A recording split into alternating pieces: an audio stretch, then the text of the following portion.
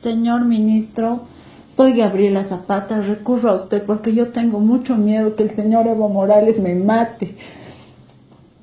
Quiero explicarle, por favor, y comentarle todo lo que yo he vivido aterrada con este señor. Lo he conocido el año 2002, cuando yo tenía 16 años. Estaba en el colegio Isaac Atié, sí era parte de las juventudes del MAS.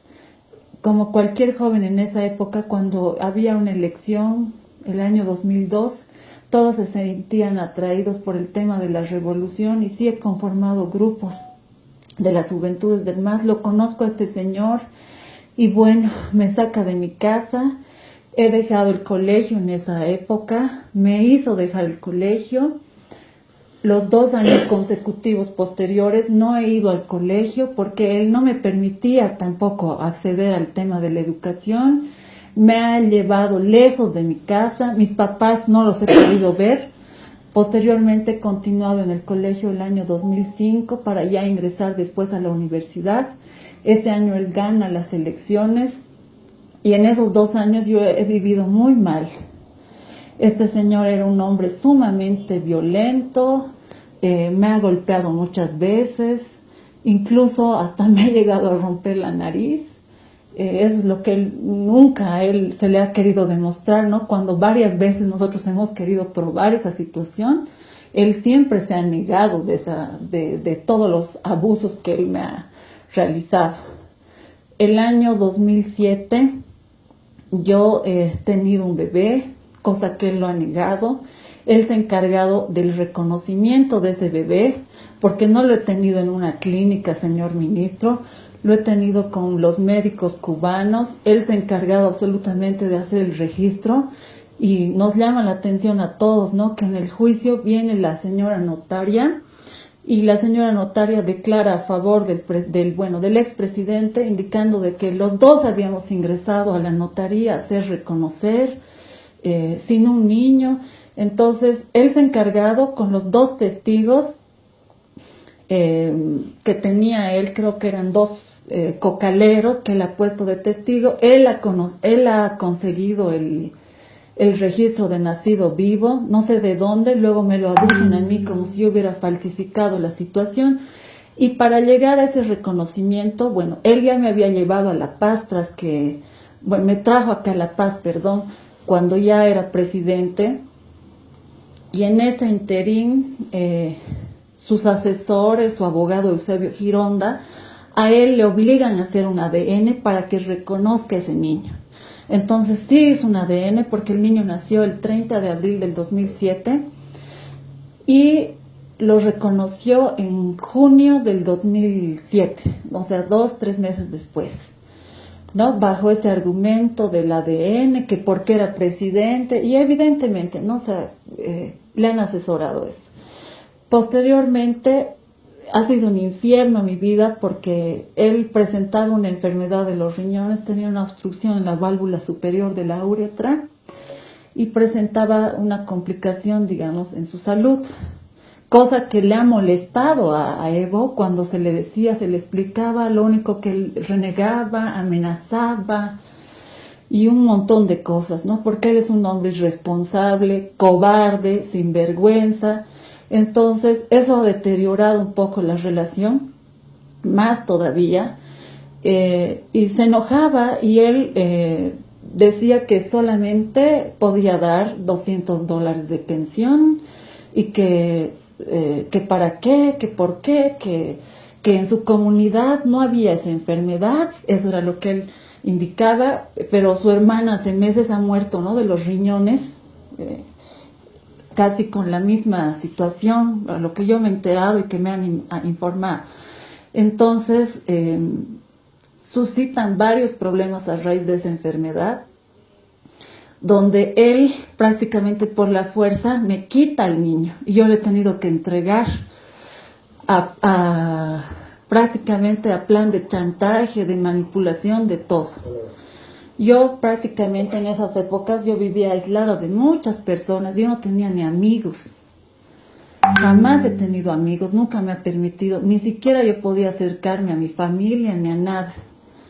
Y bueno, en una ocasión agosto del 2008, yo hago un viaje a Chile porque él ordena hacer un viaje a Chile. Compra él los pasajes, 2 pasajes a Tropical Tours. Para mí, yo una amiga me dijo, hazte acompañar con alguien. Y me quita el niño, me dice que él iba a encargarse, que iba a ver el tema de lo de la salud y que estaba muy mal, evidentemente. A raíz de esa ocasión, o sea, en esa ocasión nunca más yo he vuelto a ver al niño y prácticamente él era el que manejaba el tema de que él estaba vivo, ¿no? Porque él decía que él se iba a encargar, que por seguridad no había que verlo. Después, posteriormente, ya cuando a él se le preguntaba, y él reaccionaba de manera fea, de manera violenta. El año 2009, por ejemplo, ahí ha sido donde este señor me ha roto a mí la nariz. Y yo he viajado a Cuba en mayo del 2009.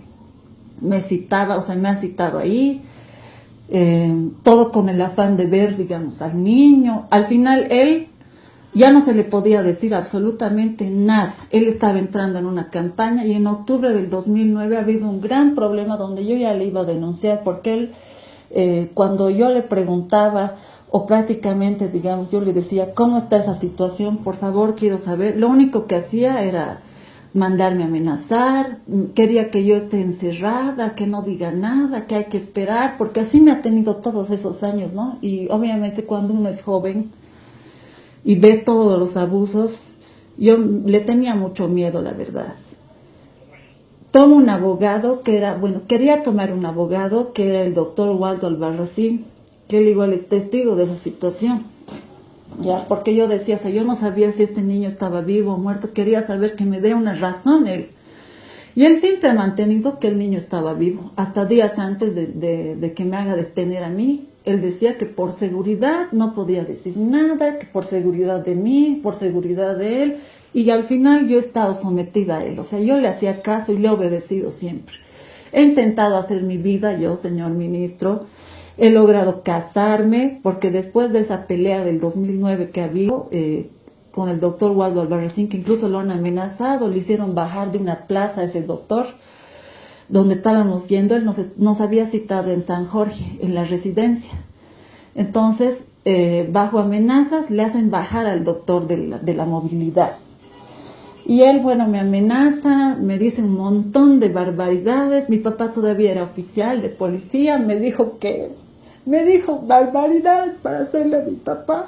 Entonces yo me callé y me separé de él, o sea, dije que ya no le iba a volver a llamar.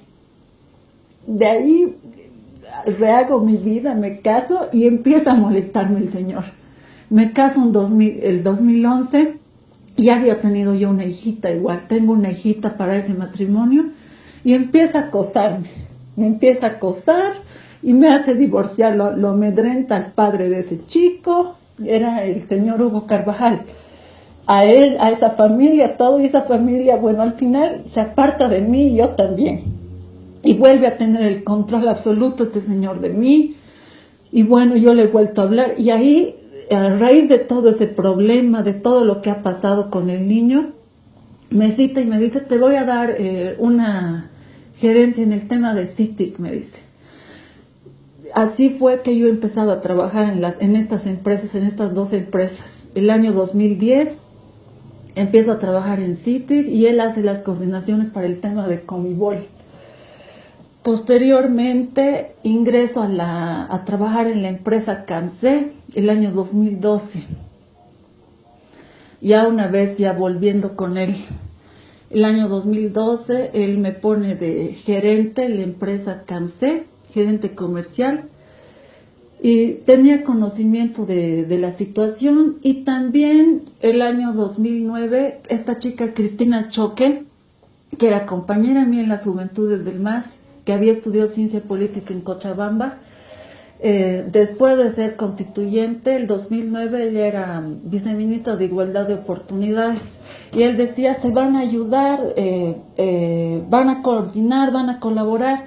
Cuando esta chica era de gestión social, dependiente del Ministerio de la Presidencia, Evo la puso ahí pues como una figura clave y dijo, se van a ayudar, le vas a ayudar. Y él citaba igual a sus amigos, a sus compañeros de ahí, venianos, empresarios, él, ¿no? O sea, prácticamente él hacía, digamos, las reuniones, él tenía conocimiento de todo ese tema, o sea, él sí sabía todo ese tema. Y después, a mí me sorprende mucho, eh, ha habido un problema el año 2014, cuando uno de los tramos de la empresa, o sea, quiero contarle todo tal como ha sido, cómo se ha desarrollado este problema.